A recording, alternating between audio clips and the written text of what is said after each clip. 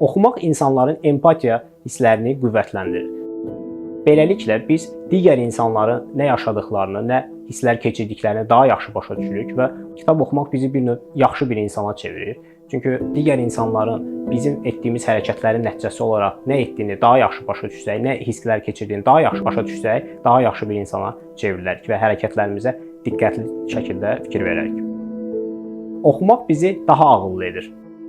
Emory Universitetində aparılan araşdırmaya görə kitab oxumaq beyindəki funksionallığı artırır, zehni itləşdirir və beyindəki ağ maddəni artırır. Ağıllı olmaq insanı daha cazibəli və daha güclü etdiyinə görə və biliyin də güc olduğuna görə, deməli dolayısıyla kitab oxumaq elə gücün özüdür.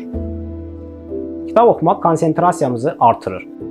Beləliklə, real həyatda, real hadisələrə daha yaxşı fokus ola bilirik. Müasir dövrün problemlərindən biri olan anda olmamaq və məsələyə fokus ola bilməmək, eləcə diqqət dağınıqlığı problemlərini məhz oxumaqla həll edə bilərik.